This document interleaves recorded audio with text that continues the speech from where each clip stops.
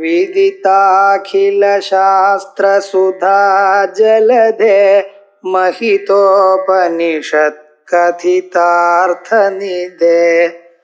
हृदये कलये विमलं चरणं भवशङ्कर देशिकमे शरणम् करुणावरुणालय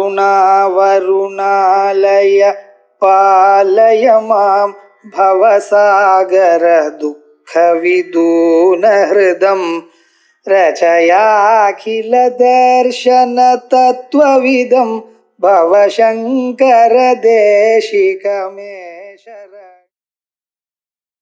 ஜன்மாத்தியதிகரணத்துல முதல் பகுதி ஆச்சு. மேல் பாகம் பார்க்கணும். முதல்ல அதாத்தோ பிரம்ம ஜிக்ஞாசான பிரம்ம ஜிக்ஞாசா பிரம்ம விசாரம் பிரதிஜை பண்ணியிருக்க. பிரம்ம விசாரம் பண்ணி ஆகணும்ட்டு விசாரம் பண்றதுன்னு விஷயம் தெரிஞ்சாதானே விசாரம் பண்றதுக்கு. பொருளை தெரிஞ்சாதானே இப்படியா அப்படியா கேட்கறது. பொருள் இருக்குன்னு யாரு சொன்னா அப்படின்னு ஒரு சந்தேகம் வருது. அந்த பொருள் இருக்குங்கிறதுக்கு லட்சணம் சொன்னா தெரியும். லட்சணம்னா அதுக்கு ஒரு டெபினிஷன். தூணுங்க அது இப்படி இருக்கும், நீளமா இருக்கும், எல்லாத்தையும் தாங்கும் அப்படின்னு சொன்னா ஓஹோ அப்படி. அப்ப அந்த தூணானது மற்ற உலகத்துல இருக்கிற எல்லா பதார்த்தங்கள்ட வேறாக தெரியாது. இது தூணுன்னு சொன்னா இது வீடு இல்ல, இது மனுஷன் இல்ல, இது மாடு இல்ல, இது பூச்சி இல்ல அப்படின்னு மற்ற உலகத்துல இருக்கிற எல்லா பொருளை விட பிரிச்சு அறியப்படுகிறது எதுனாலையோ அதுக்கு லட்சணம்னு பேர். So you define an object என்ன அர்த்தம்?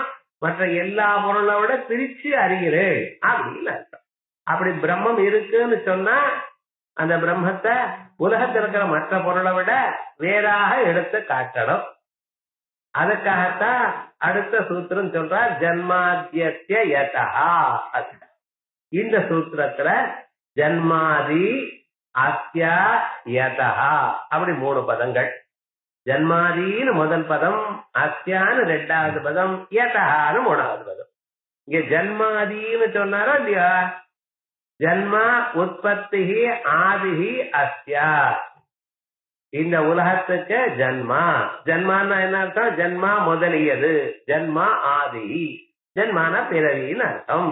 உலகமானது எங்கிருந்து பிறக்கிறதோ, எதனால் தங்கி நிற்கிறதோ, எங்கு லயத்தை பெறுகிறதோ அது பிரம்மம். ஏன்? பிரம்மத்துக்கு அசாதாரண தர்மம் இல்ல, அதனால வேற லட்சணம் சொல்ல முடியல. பூமிக்கு லட்சணம் என்னன்னா கந்தவதி பிருதிவி அப்படின்ட்டான். அதே மாதிரி இந்த தர்மம் உள்ளது. திதிக்கிறது சர்க்கரை, புளிக்கிறது புளி, உப்பு கரைக்கிறது உப்பு. இப்படித்தானே நம்ம பொருளுக்கு பேரெல்லாம் வச்சிருக்கோம். ஒவ்வொரு பொருளுக்கும் ஏன் பேர் வைக்கிறேன்? புளிக்கு புளின்னு ஏன் சார் பேருன்னா புளிக்கிறது புளின்னு பேர் வச்சிருக்கேன். உப்புக்கு உப்புன்னு வச்சு வாயில போட்டா உப்பு கரைக்கிறது உப்புன்னு. லட்சணம் சொல்லும் பொழுது அதை மற்ற எல்லா பொருளையும் பிரிச்சு அதுல இருக்கக்கூடியதான ஒரு யுனிக் ப்ராப்பர்ட்டி, அசாதாரண தர்மம், அதானே லட்சணமானது. அதே போல பிரம்மத்துக்கு ஏதாவது அசாதாரண தர்மம் உண்டா? இல்ல. ஏன்? நிர்தர்மகம் பிரம்மா, அது ஒரு தர்மம் இல்ல. சரி, வேற இன்னொன்னு பார்த்து இந்த உலகம்னு சொன்னேன்னா உலகத்தினால பிரம்மத்தை லட்சணம் சொல்ல முடியுமா? பிரம்மத்துக்குன்னு பார்த்தா லட்சணம் சொல்ல முடியல. ஏன்னா நாம் பார்க்கக்கூடியதான உலகமானது அனித்தியமாக இருக்கு, அசுத்தமா இருக்கு, பரிச்சின்னமா இருக்கு. நாம் எந்த பிரம்மத்துக்கு லட்சணம் சொல்லணுமோ அந்த பிரம்மமானது நித்தியமா இருக்கு, வியாபகமா இருக்கு, சுத்தமா இருக்கு. இந்த உலகத்தை வச்சு அதை எப்படி லட்சணம் சொல்ல முடியும்? அப்ப என்ன பண்ண முடியறத? இந்த உலகமானது எங்கிருந்து பிறந்ததோ அது பிரம்மம் அப்படின்னு லட்சணம் சொல்றோம். சரி, அந்த லட்சணம் என்ன? ஜன்மஸ்திதி பங்கம். வெறும் பிறவி மட்டும் இல்ல, பிரம்மத்தினால் பிரம்மத்தினிடத்திலிருந்து உலகத்துக்கு பிறவி, பிரம்மத்தினால் உலகம் வாழறது, தங்கி நிற்கிறது, பிரம்மத்தில் உலகம் லயத்தை பெறுகிறது, அது பிரம்மம் அப்படின்னு சொன்னோம். சரி, நாம இப்ப ஸ்திதி காலத்தான் இருக்கோம். பிரபஞ்சம் உண்டாற காலத்திலேயே இருக்கோம் இல்லையே? உண்டாய் 2 லட்சம் வருஷம் ஆச்சு. இன்னும் 2 லட்சம் வருஷம் ஆகும் பிரளயத்துக்கு. நம்ம இப்ப எங்க இருக்கோம்? ஸ்திதி காலத்துல இருக்கோம். ஸ்தித்யாதின்னு சொல்லணும் சூத்திரக்காரர், ஜன்மாதின்னு சொல்றாரு. என்ன சுவாமினர்? இல்ல, ஜன்மாதின்னு சூத்திரக்காரர் சொல்றதுக்கு காரணம் வேதத்துல அப்படி சொல்லுச்சு. எதோ வாயுமானி பூதானி ஜாயந்தே ஏன ஜாதானி ஜீவந்தி. முதல்ல ஜாயந்தே, அதுக்கப்புறம் ஜீவந்தி, அதுக்கப்புறம் இந்த லயம் பிரவிசந்தின்னு இருக்கு. சோ ஸ்ருதியில சொன்ன ஆர்டரை சொல்றார். அதனால ஸ்ருதி நிர்தேசாபேட்சம்.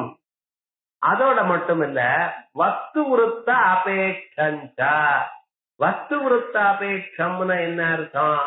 ஜெனரலா ஒரு பொருளுடைய நிலையை கண்டு எந்த பொருளாவது முதல்ல என்ன ஆறுது? பிறக்கிறது. பிறகு அந்த பொருள் இருக்கு, அதற்கு பிறகு அது அழியறது. முதல்ல பிறவி, அதுக்கப்புறம் இருத்தல், அதுக்கப்புறம் அழிவு. இப்படித்தானே லோகத்துல கண்டிருக்கோம். ஆகையால் அதை அனுசரித்து ஜன்மாதின்னு ஜன்மாதின்னு ஜன்மாவை ஆதியா வச்சு சொல்றதுக்கு காரணம் என்ன? ஸ்ருதியில அப்படி சொல்லிருக்கு. ஸ்ருதி நிர்தேச அபேட்சம், நிர்தேசம் சொல்லுவது ஸ்ருதி நிர்தேசாபேட்சம். அதே போல வஸ்து விருத்த அபேட்சம், ஒரு பொருள் இருக்கும் தன்மையை கண்டும்னு சொன்னார். இப்படி ஜன்மாதிங்கிறதுக்கு அர்த்தம் சொல்லியாச்சு. அஸ்யா, அஸ்யானா இதனுடைய, இதுன்னு எதுன்னா கண்ணுக்கு தெரிகிற ஜெகத்துக்கு இதுன்னு பேர். நீங்க இதுன்னு எதை சொல்ற? கண்ணுக்கு முன்னால இருக்க பொருள். இந்த உலகத்திற்கு, அந்த உலகத்துக்கு மேல அஸ்யான்னு ஷஷ்டி போட்டிருக்கல இடம் சத்தத்துக்கு மேல. அந்த ஷஷ்டி விபக்திக்கு என்ன அர்த்தம் அப்படின்னா சம்பந்தம். இந்த உலகத்துக்கு பிறவி எதுல இருந்து வந்ததோ, இந்த உலகத்துக்கு உங்க உலகம் தாங்கிறது எதனாலையோ, உலகமானது எங்க அழியுமோ அது பரமாத்மா அப்படின்னு சொன்ன. அந்த யதா எங்கிருந்து, ஜன்மாதி பிறவி, இருத்தல், இறப்பு, இவைகளெல்லாம் அஸ்யா இந்த உலகத்திற்கு, யதா எங்கிருந்து உண்டாகிறதோ அது பிரம்மம். இப்ப லட்சணம் சொல்லியாச்சு. இந்த உலகத்துக்கு என்ன சொல்லியிருக்கோம்? நாம் 4 விசேஷணங்கள் அட்ஜெக்டிவ் போட்டிருக்கோம். உலகம் எப்படி இருக்கு? நாமரூபாபியாம் வியாக்கிருதஸ்ய முதல்ல, அநேக கர்த்திருபோக்திரு சம்யுக்தஸ்ய ரெண்டாவது, பிரதிநியத தேச கால நிமித்த கிரியா பலாஸ்ரயஸ்ய மூணாவது, நான்காவது மனசாபி அசித்யாரகனாரூபஸ்ய. இப்படி 4 அட்ஜெக்டிவ் உலகத்தை கொடுத்திருக்கேன். ஏன் சார் இப்படி சொல்றேன்? ஏன் இப்படி 4 அட்ஜெக்டிவ் எல்லாம் கொடுத்தாகணுமா? ஆமாம். ஏன்?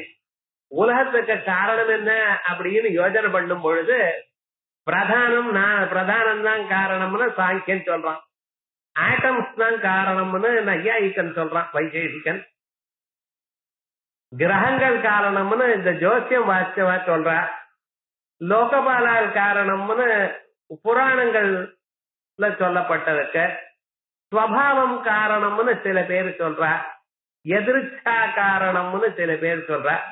ஸ்வபாவம் எதிர்ச்சா ஒண்ணும் இல்ல. ஸ்வபாவம்னு அதனுடைய சேச்சர், அது எதிர்ச்சான்னு என்ன கேட்காத, அது அப்படித்தான். நெருப்பு தான் சுடும், ஜலம் சுடாது. இது ஸ்வபாவவாதம். எதிர்ச்சாவாதம்னா நெருப்பு சுடுறதா? சுடட்டும், எனக்கு தெரியாது. இப்ப எதிர்ச்சாவாதம்ங்கிறது ஸ்வபாவத்துக்கும் ஒரு வித்தியாசம் இருக்கு. ஸ்வபாவம் அப்படின்னு சில பேர் சொல்றா, எதிர்ச்சான்னு சில பேர் சொல்றா, அபாவம்னு அபாவத்துலதான் எல்லாம் உண்டாச்சுன்னு இப்படி சொல்றா. உலகம் எங்கிருந்து உண்டாச்சுன்னா ஒவ்வொருத்தரும் ஒவ்வொரு விதமா சொல்லிட்டு இருக்காளே. இவைகள்லாம் ஒண்ணும் கிடையாது, பிரம்மன் தான் காரணம் அப்படின்னு சொல்வதற்காக எந்த உலகம் படைக்கப்பட்டதோ அந்த உலகம் இப்படி இருக்கு. எப்படி இருக்க? அநேக கர்த்திருபோக்திரு சம்யுக்த நாமரூபாபியாம் வியாக்கிருதஸ்ய அநேக கர்த்திருபோக்திரு சம்யுக்தஸ்ய பிரதிநியத கிரியா நிமித்த தேச கால நிமித்த கிரியா பலாஸ்ரயஸ்ய மனசாபி அசிஞ்ச Rachana ரூபஸ்ய. The world contains 4 adjectives. ஒவ்வொன்றும் பார்ப்போம். முதல்ல என்ன சொல்லியிருக்கார்? நாமரூபாபியாம் வியாக்கிருதஸ்ய. இந்த உலகத்தில் இருக்க ஒவ்வொரு பொருளும் அதுக்கு ஒரு பெயர், ஒரு உருவம் உண்டு. பெயர் உருவம் உண்டுதான ஒரு பொருளை தயார் பண்ணணுமே ஆனால் தயார் பண்ணினவர் எப்படி இருக்கணும்னு கொஞ்சம் யோசனை பண்ணி பார்ப்போம். ஒரு குயவன் குடத்தை செய்கிறான். குடத்தை செய்வதற்கு முன்னால இந்த குடம் எப்படி இருக்கணும் என்ற மனசால் நினைத்து அதற்கு பிறகுதான் பண்றான். நினைக்காம பண்றானா? மனசால் நினைத்து ஓஹோ இப்படி இருக்கணும் என்று நினைத்து பண்றான். அவன் முதல்ல மனசுல தீர்மானம் பண்ணிட்டு பின்னால பண்றான். அப்படின்னு அவன் எப்படி சார் இருக்கான்? ஒரு சேதனனா இருக்கான். சேதனன் அல்லவா தான் செய்ய வேண்டியதான பொருளை முதலில் மனசில் சங்கல்பம் பண்ணி பிறகு அதை அமுதுபடுத்துவான். இது சேதனுடைய காரியம். இந்த உலகம் அப்படித்தான் இருக்கு. ஒவ்வொரு பொருளுக்கும் ஒரு பெயர் இருக்கு, ஒரு உருவம் இருக்கு. பேருருவம் உள்ளதான பொருள்களை தயார் செய்வதுன்னு செய்தவர் சேதனனா இருக்கணும். ஆகையால் பிரதானம் ஜெகத்காரணம் இல்லை, பரமாணுக்கள் ஜெகத்காரணம் இல்லை. உலகத்தில் இருக்கிற எல்லா பொருளுக்கும் பேரு உருவம் உண்ட. பேருருவத்தோடு செய்தவன் யாரா இருக்கணும்? சேதனனாகத்தான் இருக்கணும். ஒரு கான்சியஸ் காசு தான் இதை தயார் பண்ணி இருக்கு. ஒரு பிரதான ஜடமான பிரதானமோ ஜடமான அணுக்களோ இதை தயார் பண்ணலை. சரி, இது நல்லா இருக்கு. அதனால்தான் நாமரூபாபியாம் வியாக்கிருத்தியாம் சொன்னதுனால பிரதான காரணவாதம் இல்ல, அணு காரணம் இல்லைன்னு சொல்லியாச்சு. இன்னொன்னு, இந்த உலகம் எப்படி இருக்குன்னு அநேக கர்த்திரு போக்திரு சம்யுக்தஸ்ய. சில பேர் கர்த்தாக்களா இருக்கா, சில பேர் போக்தாக்களா இருக்கா. சில பேர் வேலை செய்யற, சில பேர் பலத்தை சாப்பிடுறான். வேலை செஞ்சவனே கூலி அடையிறான்னு சொல்றது சாதாரணமான ரூல். ஆனா அப்படி இல்ல, எல்லா இடத்துலயும் இல்ல. சிரார்த்தம் பையன் பண்றான், பல யாருக்கு? பிராணன் போன அப்பாவுக்கு, அவர் மேல் லோகத்துல இருக்க. ஆனா இங்க சிரார்த்தம் பண்ணினா பலம் யாருக்கு வருது? பித்ரு தேவதைகளுக்கு வருது. ஏதே கர்த்தாரா அந்நிய போக்தாரா. அதே மாதிரியே பையன் பிறக்கிறான். பிறந்த 11வது நாள்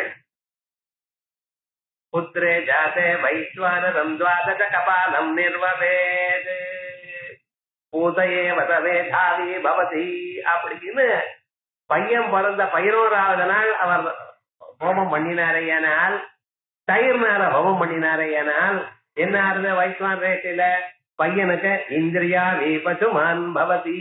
இந்திரியாதி நிறைய இந்திரியங்கள், நல்ல கண்ணுக்காக நல்ல வேலை செய்யறது. யார் சார் ஹோமம் பண்றது? அப்பா. யாருக்கு பலம்? பையனுக்கு. வைஸ்வான ரேஷ்டியில அப்பா பண்றார், பலம் பையனுக்கு. சிரார்த்தத்துல பையன் ஹோமம் இது பண்றான், பலமானது அப்பாவுக்கு. ஒரே யார் பண்றாளோ அவளுக்கே பலம்னு லோகத்துல இருக்கும். இல்ல பாருங்க, அநேக கர்த்திரு போக்திரு சம்யுக்தஸ்ய. பல கர்த்தாக்கள், பல போக்தாக்கள். இப்படிப்பட்டதான உலகத்தை சாதாரணமான கிரகங்களோ லோகபாலங்களோ பண்ண முடியாது. பலம் வந்தால் நீர் இந்த கர்மா பண்ணினீங்கன்னா அதனுடைய பலம் அவளுக்கு கொடுக்கத்தான் தெரியும். கிரகங்களுக்கு, ஆதித்யாதி நவகிரகங்களுக்கு. லோகபாலாலும் அவளைதான் பண்ணுவா, இத்தனையும் பண்ண முடியாது. அதனால அநேக கர்த்திரு போக்திரு சம்யுக்தஸ்ய.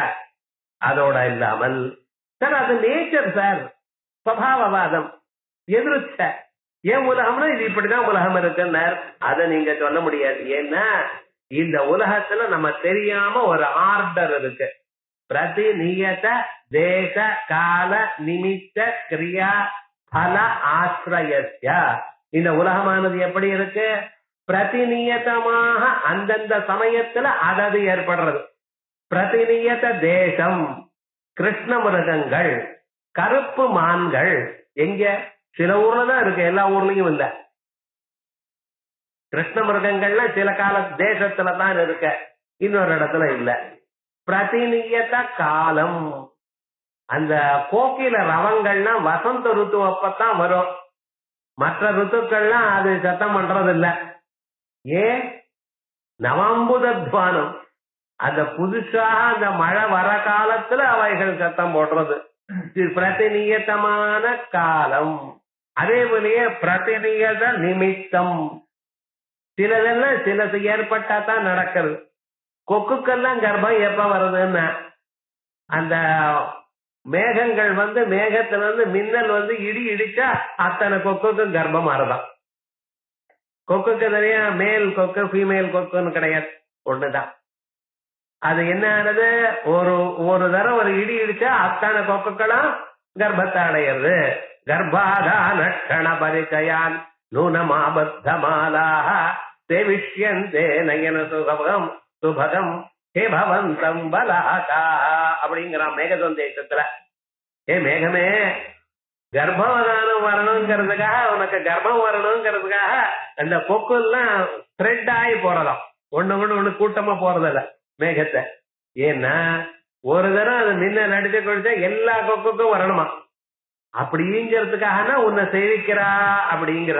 அதனால பிரதிநியத்த நிமித்தம், ஒரு நிமித்தம் இருந்தால்தான் ஒரு காரியமாறுது. அதே போலயே சில பேர் சுகத்தை அனுபவிக்கிறா, சில பேர் துக்கத்தை அனுபவிக்கிறா.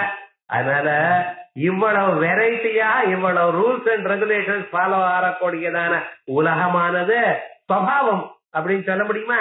எதிர்ச்சையா வந்ததுன்னு சொல்ல முடியுமா? இல்ல. ஆகையால் நீர் சொன்னதான இத்தனையும் மனசாப்பிய செஞ்ச ரச்சனா ரூபத்திய, இந்த உலகத்துல இருக்கக்கூடியதான மைன்யூட் டீடைல்ஸ் உங்களால நினைத்து பார்க்க முடியாது. ஒரு குழந்தை பிறக்கிற அந்த குழந்தைக்கு கண்ணுல இமைக்கு மேல வரிசையாக இத்தனை முடி, யார் சார் தயார் பண்ண முடியும்? யோசனை பண்ணி பார்த்தேடா. இந்த விரல் இருக்க, விரல் 3 இடத்துல மடங்குற மாதிரி வச்சிருக்காரு. நேரா அப்படியே வச்சிருந்தேன்னா நம்மளால பிசைஞ்சு சாப்பிட முடியுமா அன்னத்தை? எப்படி பண்ணினாரு? இந்த சரீரத்துக்குள்ள 72,000 பிரதான நாடிகளை வச்சிருக்காரு. 72,000 பிரதான நாடிகளா, 10 கோடி 10 லட்சம், அதுக்கப்புறம் 10,103 நாடிகள்னு எண்ணி இருக்கா பிரஸ்ம உபநிஷத்துல.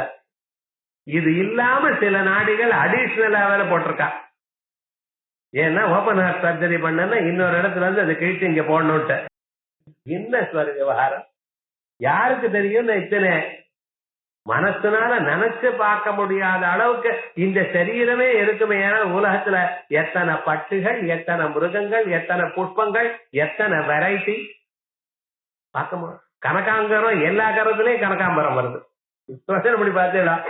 மனசாப்பிய செஞ்ச ரச்சனா ரூபத்திய, இப்படி இருக்கிற உலகமானது சுவாவத்தினாலேயோ எதிர்ச்சியினாலேயோ வந்திருக்க முடியாது. இது பாசிட்டிவா இருக்கிறதுனால அபாவத்துல இருந்து வந்திருக்க முடியாது. ஆகையால் இந்த 4 விசேஷனம் உலகத்துக்கு போட்டத்தினாலேயே உலகத்தை படைத்தவர் சர்வஜனாகவும் சர்வசக்திகனான பரமேஸ்வரன் அப்படின்னு தீர்மானம். இந்த மற்ற பாவ விகாரங்களும் இந்த 3லயே அந்தர்பாவம் ஆறுதுங்கிறதுக்காக ஜன்மஸ்திதி நாசானாம் இஹ கிரகணம் அது வரைக்கும் பார்த்தோம். நடுவில் ஒரு 15 நாள் ஆயிடுதோ இல்லையோ, என்ன நடந்ததோ எங்கேயோ. சில பேர் கிளாஸ் நடக்கிறதுன்னு மறந்தே போயிருப்பா, விவகாரம் தானே. அப்படி இல்லை, இது வரைக்கும் பார்த்தோம். இப்ப ஒரு சந்தேகம் வருது. முதல்ல சூத்திரத்தில் இருக்கிற 3 பதங்களுக்கு அர்த்தம் சொல்லிவிட்டேன். ஜன்மாதி அஸ்யா யதா. ஜன்மாதி பிறப்பு, இருப்பு, அழிவது, இந்த 3ம். அஸ்யா இந்த உலகத்திற்கு, யதா எங்கிருந்து வருகிறதோ அது பரமாத்மா. லட்சணம் சொல்லியாச்சு, சூத்திரத்துக்கு அர்த்தம் சொல்லியாச்சு. பதச்சேத, பதார்த்தோக்தி, விக்கிரக, வாக்கிய யோஜனா சொல்லியாச்சு. இப்ப ஆட்சேபத்தை சமாதானம் சொல்லணும். ஒரு ஆட்சேபம் வருது, சார் உலகத்துக்கு பிறப்பு இறப்பு அழிவுன்னு மட்டும் சொல்றேன். யாஸ்கர் ஒரு பெரியவர் வேதங்களுக்கெல்லாம் அர்த்தம் எப்படி சொல்லணும்னு தெரிவதற்காக நிருக்தம்னு ஒரு புஸ்தகத்தை எழுதியிருக்கார். நிருக்தம்னு வேதிக் டிக்ஷனரி. சாதாரணமா லோகத்தில் இருக்கிற பதங்கள்ல வேதத்தில் இருக்கிற சில பதங்கள் அந்த பதங்களுக்கு எப்படி உபயோகப்படுத்தணுங்கிறதுக்காக ஒரு புஸ்தகம் எழுதியிருக்கார். அதுக்கு நிருக்தம்னு பேர். அந்த நிருக்தத்துல அவர் என்ன சொல்லியிருக்கார், உலகத்தில் இருக்கிற பொருளுக்கு 6 நிலைகள் இருக்குன்னு சொன்னார். அவர் என்ன சொல்லிருக்கார், 6 நிலைகள். என்னது? ஜாயத்தே, அஸ்தி, வர்த்ததே, விபரிணமத்தே, அபக்ஷியதே, வினஷ்யதி. இப்படி 6 நிலைகள். பொருள் பிறக்கிறது, பிறகு இருக்கு. பிறந்த பிறகு பிறக்கிறதுங்கிறது 1 செகண்ட், அவ்வளவுதான். பிறவிங்கிறது 1 செகண்ட். அடுத்த க்ஷணத்துல இருக்கு. ஜாயத்தே, பிறகு அஸ்தி. அஸ்தின்னு அப்படியே இருக்க. வர்த்ததே, வளர்ந்துட்டே இருக்கு சார். வளர்ந்துட்டே இருக்கிறது என்ன? விபரிணமதே, மாறுகிறது. மாறின பிறகு என்ன? அபட்சியதே, கொஞ்சம் கொஞ்சமா குறைகிறது. ஒரு நாளைக்கு அதர்சனம் லோபா இல்லாம போயிடுச்சு. மொத்தம் எத்தனை பொருள்? 6 விகாரங்கள் ஒவ்வொரு பொருளுக்கும் ஏற்படுறது. ஜாயதே இருக்கு, அது ஜாயதே பிறக்கிறது, அஸ்தி இருக்கு, வர்த்ததே வளர்கிறது, விபரிணமதே மாறுகிறது, அபட்சியதே கொஞ்சம் கொஞ்சமா குன்னி போறது, கடைசியில வினஷ்யதி அழியது. இப்படி ஒவ்வொரு பொருளுக்கும் 6 அம்சங்கள் இருக்குன்னு நீங்க பார்க்கலாம். ஒரு மரத்தை பீஜத்தை போட்டு அது மழை வருது, ஜாயத்தே. பிறகு மரம் அஸ்தி இருக்கு, ஜலத்தை விட விட வளர்றது. முதல்ல எப்படி இருந்ததோ அந்த சின்ன பாகமாக அடிக்கட்டை பெருசாகி மேர்கள்லாம் போய் விபரிணத்தை மாறுகிறது. அதுக்கப்புறம் என்ன பண்றேன்னு, ரொம்ப களைகள்லாம் இங்கே போறதுன்னு களையை வெட்டி விடுறது, நேரம் மேல போறோம் களை விட்டு. அதுக்கப்புறம் ஒரு நாளைக்கு ஒண்ணுமெல்லாம் போச்சு. இப்படி லோகத்துல இருக்கிற எந்த பொருளாகட்டும், ஜட பொருளோ சாதாரண பொருளோ இல்ல, ஒரு வீடு கட்டியாச்சு இருக்கு, கிரகப்பிரவேசம் மட்டும் இப்ப இருக்கு. அதுக்கப்புறம் என்ன பண்ணேன்னா, முதல்ல அவ்வளவுதான் நினைச்சேன், இங்க கொஞ்சம் எக்ஸ்டெண்ட் பண்ணா தேவையில்ல, அவனே பின்னால ஒரு ரோடு எக்ஸ்டெண்ட் பண்றேன்.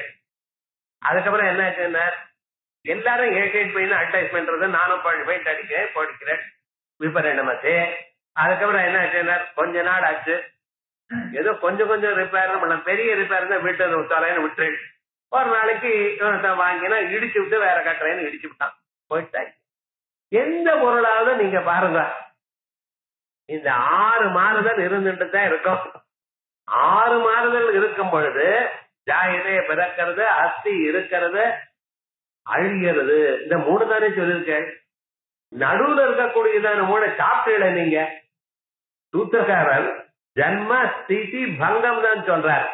ஆனா அவர் யாஸ்கர்னா சொல்லிருக்கார், ஜன்ம ஸ்திதி அஸ்தி, அதுக்கப்புறம் வர்த்ததே விபரிணமதே அபட்சியத்தே, வளர்ந்து கொண்டே இருக்கு, மாறிக்கொண்டிருக்கு, கொஞ்சம் கொஞ்சமா குறைகிறது.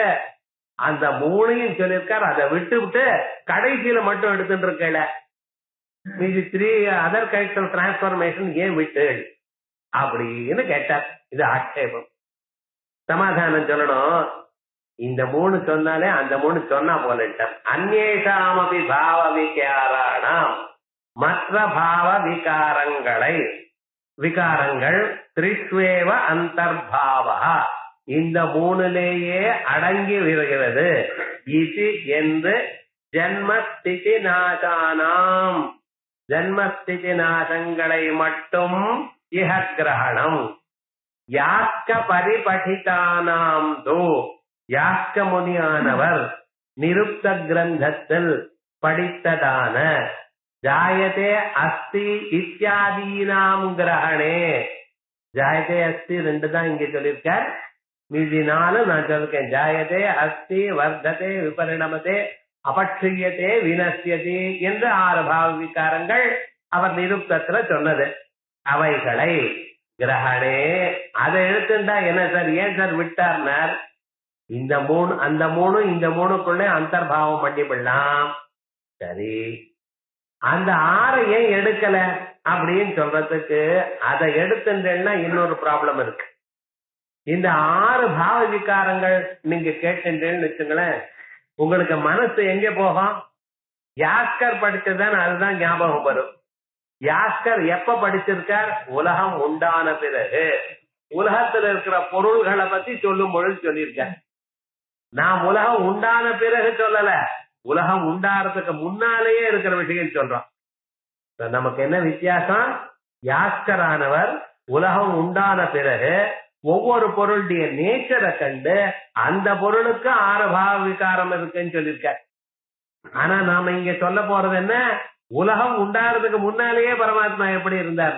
அதுக்காக பெட்டர் ஸ்ருதியில சொன்னது 3 சொல்ற தேவையே தவிர யாஸ்கர் படிச்ச 6 சொல்ல வேண்டாம்ங்கிற எண்ணத்துல ஸ்ருதியில சொன்னதான 3 சொல்லியிருக்கார். அத பாருங்க, யாஸ்க பரிபடிதானாம் தூ, யாஸ்கரால் படிக்கப்பட்டதான ஜாயதே அஸ்தி இத்தியாதீனாம் கிரகணே, இந்த 6 பாவ விகாரங்களை சொல்லுவாரேயானால் தேசாம் அவைகளுக்கு ஜகதா ஸ்திதிகாலே சம்பாவியமானத்வா, உலகமானது இருக்கும் காலத்தில், ஸ்திதி காலத்தில் அதை நினைக்கப்படுகின்ற காரணத்தினால் மூல காரணாத் உற்பத்தி ஸ்திதி நாசாக ஜகதா நகிரஹீதாஸ்யோ, மூல காரணமான பிரம்மத்தினிடத்திலிருந்து உலகத்துக்கு ஸ்திதி நாசங்கள் கிரகிக்கப்பட்டதாக ஆகாது. அதற்காக நகிரஹீதாஸ்யோ இது ஆசங்கேதா, அப்படி சந்தேகம் வரலாம்.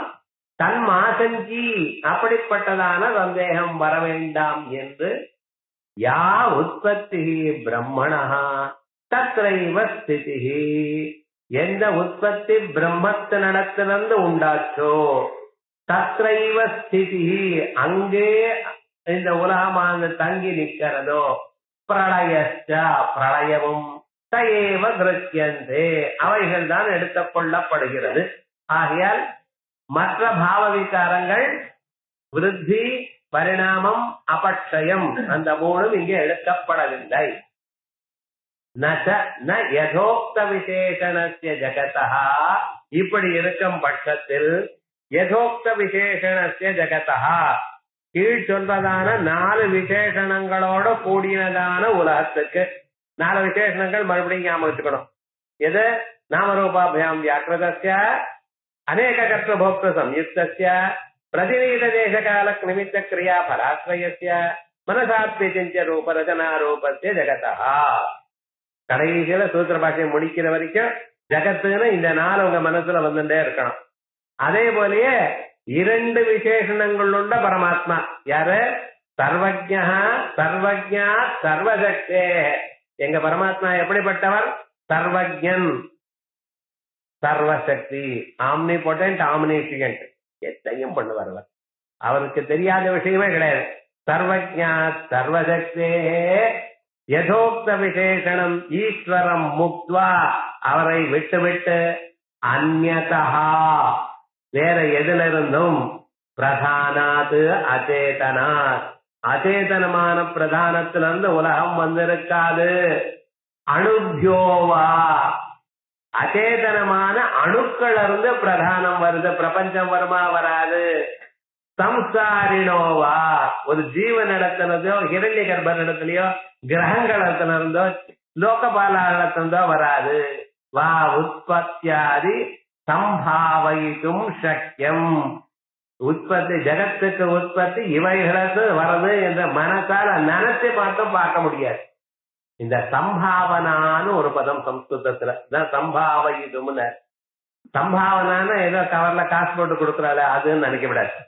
சம்பாவனான்னு என்ன அர்த்தம் தெரியுமோ? நான் ஒரு ப்ராப்ளம், ஒரு விஷயம் இப்படியா அப்படியான 50-50% இருந்தா டவுட். ஜெனரலா டவுட்னு நீங்க என்ன சொல்றேன்?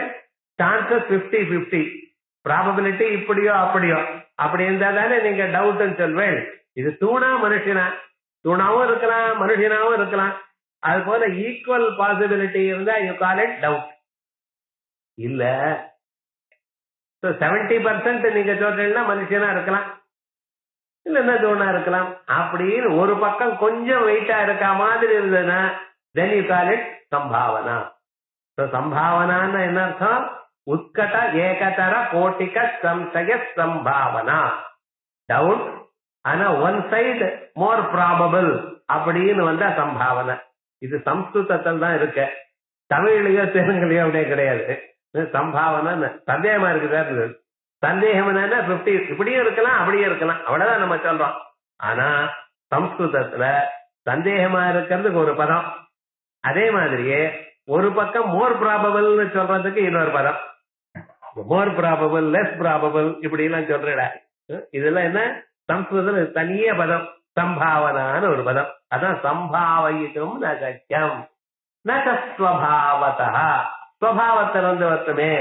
விசிஷ்ட தேச கால நிமித்தானாம் இஹ உபாதானாத். அதனால்தான் பிரதிநியத தேச கால நிமித்த கிரியாபலாசிரயஸ்ய அப்படின்னு நான் சொன்னேன். ஆயால் பிரதான உலகமானது பிரதானத்திலிருந்து வந்திருக்க முடியாது, அணுக்கள்ல இருந்து வந்திருக்க முடியாது, கிரகம் லோகபாலம் இவாழ இடத்துல இருந்து வந்திருக்க முடியாது, சுவாவம் எதிர்ச்சையிலிருந்து வந்திருக்க முடியாது, அபாவத்திலிருந்து முடியாது. ஆனா எங்க இருந்து வந்திருக்குன்னா ஒரு ஈஸ்வரன் இடத்துல தான், பரம்பொருளத்தில் தான் வர்றதுக்கு சான்ஸ் இருக்கு. ஆகையால் பரமாத்மா தான் உலகத்தை உண்டு பண்ணினார்.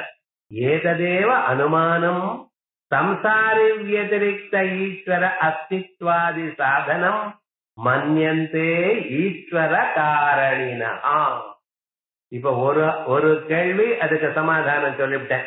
ஏன் சார் யாஸ்கர் 6 விகாரங்களை சொன்னா நீர் 3 மட்டும்தான் எடுத்தது, மீது 3 விட்டுட்டுதேன்னு கேட்டான். இந்த 3ல அந்த 3 அந்தர்பாவத்தை அடையிறதுன்னு ஒரு சமாதானம். யாஸ்கர் படிச்ச மாதிரியே நீங்க எடுத்துன்றீங்கன்னா பிசி காலத்துல இருக்கக்கூடியதான பரிசு தான் உங்களுக்கு ஞாபகம் வரும். நாம உலகம் உண்டாகிறதுக்கு முன்னால இருக்கிற கூடியதானத்தை பத்தி பேசுறோம். ஆகையால் ஸ்ருதியில சொன்னதான் எடுத்துக்கணும். ஆகையால் 3 சொல்லியிருக்கார் சூத்திரக்காரர். பதில் சொல்லியாச்சு. இதனால நமக்கு கிடைச்சதான பதார்த்தம் என்ன? உலகத்தை பரமாத்மாவை தவிர வேற யாரும் பண்ணுவதற்கு சான்ஸ் இல்லை, முடியாது, பரமாத்மா தான் பண்ணியிருக்கணும் சொல்லிய. இதத்தான் நையாயிக்கன் சொல்றான். அவன் நீங்க விரட்டுன்னு விரட்டினீர். சித்யங்குராதிகம் சகத்ருகம் காரியத்வாத் கடமத். பூமி, மொளை, இப்படிப்பட்டதான பதார்த்தங்கள் எல்லாம் ஒத்தரால் செய்யப்பட்டு வந்திருக்க வேண்டும். ஏன்? அது செயலாக இருக்கப்படும் காரணத்தினால். குடம் போல், குடம் இருக்குன்னா குடத்தை பண்ணினவன் ஒருத்தர் இருக்கான். அதே போல பூமி இருக்குன்னா பூமியை பண்ணினவன் ஒருத்தர் இருக்கணும். நீரும் நானும் இல்லை, பூமி வந்தப்புறம் வந்தோம் நாம. இந்த பூமியை நாம் தங்கி இருக்கோம். இந்த பூமியை செஞ்சவர் யாரா இருக்கணும்? இதை படைச்சவன் பரமாத்மா தான் அப்படின்னு ஒரு அனுமானத்தினால சொன்னார். நீர் மட்டும் என்ன சொன்ன? அத்தனை சொல்லி எழுப்ப நான் ஜன்மாத்திய சேதான் சூத்திரம் சொன்னேனேங்கிறதே உங்களுக்கு முன்னாலேயே நையாயிகன் சொல்லியிருக்கானே அப்படின்னு கேள்வி. நான் இல்ல என்ன சொன்னேன், ஆனா அவர் சொன்ன தப்பு, நான் சொன்னது ரைட்டு. என்னது அவர் சொன்ன தப்புங்கிற, நான் சொன்னது ரைட்டுங்கிற. இதுக்கு ஒரு விசேஷம் இருக்கு. நாங்க சொன்ன மாதிரி சொன்னாதான் ஈஸ்வரன் சர்வஜன் சர்வசக்தின்னு வரும். நையாயிகன் சொல்ற மாதிரி சொன்னா ஈஸ்வரனுக்கு சர்வஜத்துவம் சர்வசக்தித்துவம் வராது. சொன்னது ஒரு மாதிரி இருந்த போதிலும் நாங்க சொன்னதான் ரைட்டு.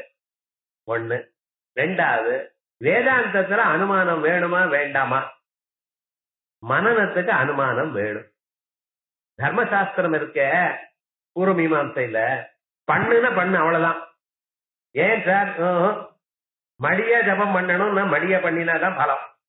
நீர் பாட்டுக்கு ஏதோ ஆனந்தமா படுக்கையில தூங்கிட்டு பண்ணினா பிரயோஜனம் இல்ல. தர்மம் எப்படி சொல்றது, வேதம் எப்படி சொல்றது, அப்படிதான் நடந்துக்கணும். அங்கெல்லாம் கொஸ்டின் பண்றதுக்கு இடமே இல்ல. எங்க வேதாந்தத்துல எந்த கேள்வியாவது நீங்க கேட்கலாம் சார். எங்க ஆரம்பிச்சாலே தூக்கம் வருது, கேள்வி வேற கேட்கறது அது வேற விவகாரம். ஆனாலும் கேள்வி கேட்கறதுக்கு இடம் உண்டு. இங்க மீமாசையில மனனம், சிரவணானந்தரம் மனனம், அந்த மனனம் நித்தியாகம் இவைகள்லாம் இங்க உண்டு அப்படிங்கிற சில விஷயங்களை சொல்றதுக்காக இதுவரைக்கும் சூத்திரத்துக்கு அர்த்தம் சொல்லியாச்சு, முடிஞ்சு போயிட்டு அதிகரணம் சொல்ல வேண்டியது ஆயிடுது. ஆனா சுகிருத் பூத்வா ஆச்சாரியர் மேல இருக்கக்கூடியதான விஷயங்களை சொல்றார். எது? இன்னொரு ஆட்சேபத்துக்கு சமாதானம். ஐயாயிரம் சொன்னதே இதுதானா இல்ல வேறையா? அதுக்கு அந்த கேள்விக்கு பதில் இருக்க. 2வது, ஸ்ருதி மட்டும் இல்ல, அனுமானமும் இங்க அனுபவமும் யதாயுத பிரமாணம் அப்படின்னு சொல்லிட்டு இந்த அதிகரணத்தை முடிக்க போற. இத நாளைக்கு பார்ப்போம்.